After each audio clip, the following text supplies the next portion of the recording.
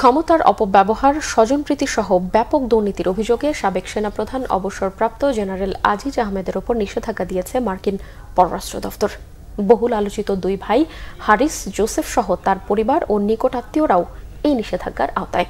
দেশের গণতান্ত্রিক প্রতিষ্ঠানকে অবমূল্যায়ন, সরকারি প্রতিষ্ঠান ও প্রক্রিয়ায় জনগণের বিশ্বাস নষ্টের অভিযোগও আছে আজিজের বিরুদ্ধে। ইমরুল কায়েসের রিপোর্ট।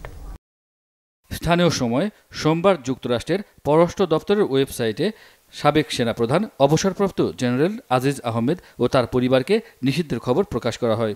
পররাষ্ট্র দপ্তরের মুখপাত্র ম্যাথিউ মিলারের বিবৃতিতে জারি করা হয় নিষেধাজ্ঞাটি।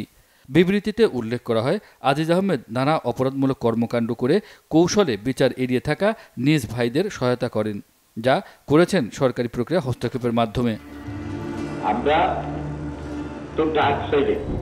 এছাড়া অনৈতিকভাবে সামরিক খাতে কন্ট্রাক্ট পাওয়া নিশ্চিত করতে তিনি তার ভাইদের সাথে ঘনিষ্ঠভাবে কাজ করেছেন। আজিজ আহমেদ নিজের স্বার্থে সরকারি নিয়োগে ঘুষ নিয়েছেন বলেও বিবৃতিতে উল্লেখ আছে। এতে আরও বলা হয়, আজিজ আহমেদের কর্মকাণ্ডে বাংলাদেশের সরকারি প্রতিষ্ঠান ও প্রক্রিয়ার উপর জনগণের আস্থা কমেছে। এই নিষেধাজ্ঞার ফলে আজিজ আহমেদ, তার ভাইরা এবং তার পরিবারের সদস্যরা যুক্তরাষ্ট্রে প্রবেশ করতে পারবেন না। এমনকি যুক্তরাষ্ট্র এবং তার মিত্র দেশগুলোতে থাকা তাদের সম্পত্তিও বাজেয়াপ্ত হতে পারে। মার্কিন পররাষ্ট্র দপ্তর বলছে, এই নিষেধাজ্ঞার মধ্য দিয়ে বাংলাদেশে গণতান্ত্রিক প্রতিষ্ঠান শক্তিশালী ও আইনের শাসন নিশ্চিতে যুক্তরাষ্ট্রের অঙ্গীকার পুনরায় নিশ্চিত করা হলো। যুক্তরাষ্ট্র বাংলাদেশে দুর্নীতিবিরোধী কর্মকাণ্ড, অর্থ পাচার ও অন্যান্য অর্থনৈতিক অপরাধের তদন্ত ও বিচারের সক্ষমতা বাড়াতে সহায়তা করতে চায় বলেও বিবৃতিতে উল্লেখ করা হয়।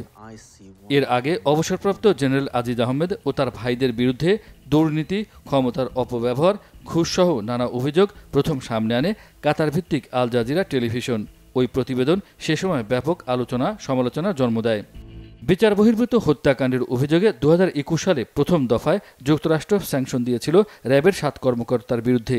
তারা হলেন সাবেক আইজিপি ও সে সময় র্যাবের মহাপরিচালক বেনজির আহমেদ, আরেক সাবেক র্যাব মহাপরিচালক চৌধুরী আবদুল্লাহ আল মামুন, সাবেক অতিরিক্ত মহাপরিচালক খান মোহাম্মদ আজাদ, সাবেক অতিরিক্ত মহাপরিচালক তোফায়েল মোস্তফা সরোয়ার, সাবেক অতিরিক্ত মহাপরিচালক মোহাম্মদ জাহাঙ্গীর আলম ও সাবেক অতিরিক্ত মহাপরিচালক মোহাম্মদ আনোয়ার লতিফ খান।